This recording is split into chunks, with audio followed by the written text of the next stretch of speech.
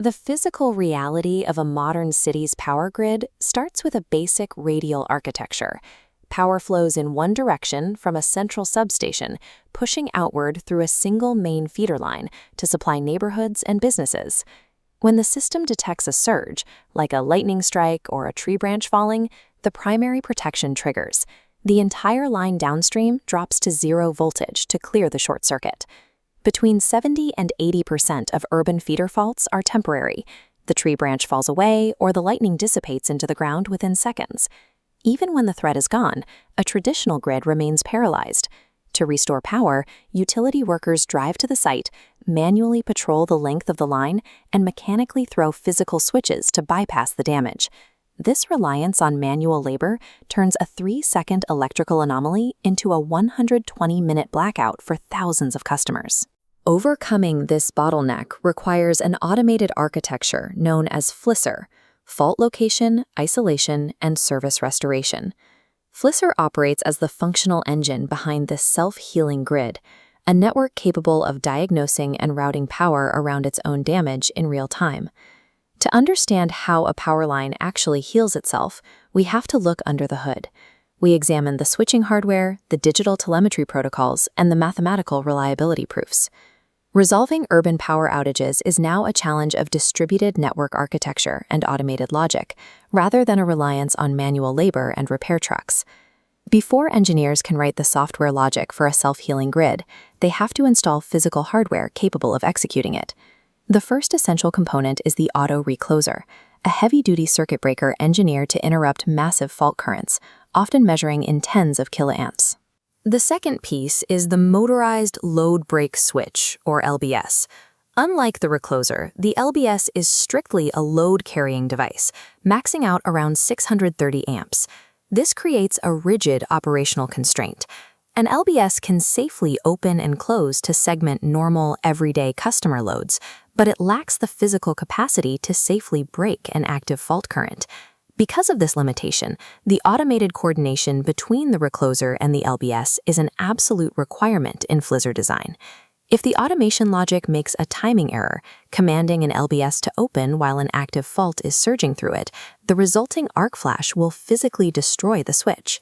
Let's test these components using a standard feeder topology, starting at the substation, passing through a recloser, 2 load break switches, and ending with a tie switch. A permanent fault occurs between LBS-A and LBS-B. The upstream recloser detects the current spike and immediately trips open, killing power to clear the active fault current. Now the FLISR sequence begins. Step 1 is detection. Feeder terminal units read the voltage sag and overcurrent, pinpointing the anomaly's exact location. Step 2 is isolation. Because the recloser killed the active current, motorized LBS units safely operate, dropping contacts to fence off segment 2. Step 3 is restoration. The upstream recloser closes to repower the left segment. Simultaneously, the right tie switch closes, pulling power from an adjacent feeder. Through this sequential logic, the system restores power to the majority of customers in under 90 seconds, without a single human operator leaving the control room. Physical switches are mechanical actuators. They cannot think. So how do they know exactly when and in what order to execute that sequence? The intelligence comes from the remote and feeder terminal units, digital processing nodes wired directly into the switches to monitor analog voltage and current data. To coordinate a network-wide response, these units have to talk to each other. Older grids rely on a legacy serial communication protocol called DNP3. This uses a hub-and-spoke architecture where a central master SCADA server asks each node for an update, one by one. While DNP3 is stable, this sequential polling creates heavy latencies.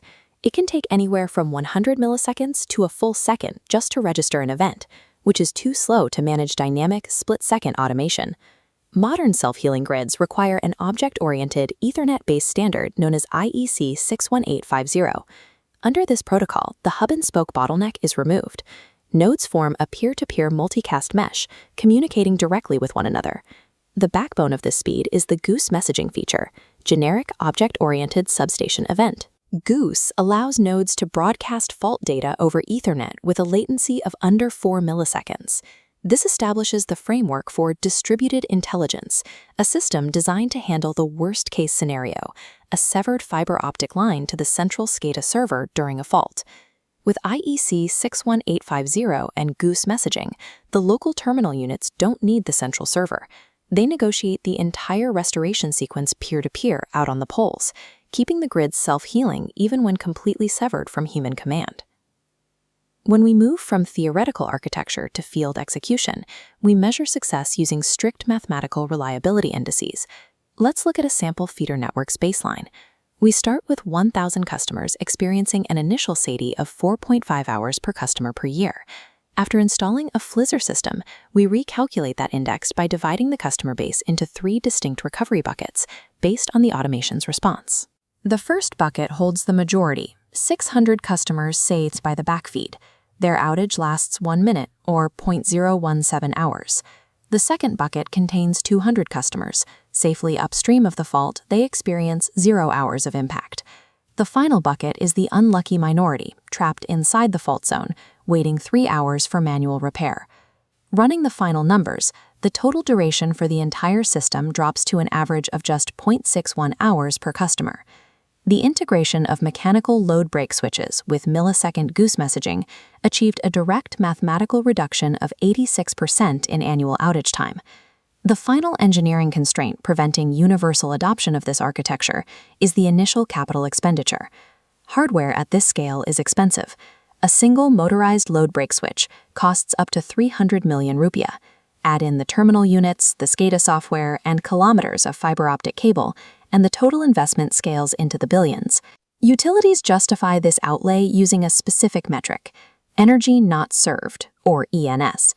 Every kilowatt-hour dropped during an outage is lost revenue, and high SAIDI numbers often trigger steep regulatory performance penalties.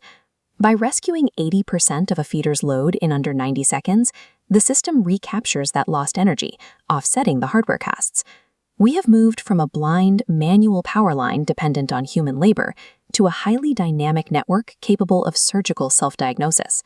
As edge computing pushes faster processors into terminal units and Ethernet protocols eliminate data bottlenecks, grid intelligence no longer lives in a centralized control room. It lives directly out on the power lines.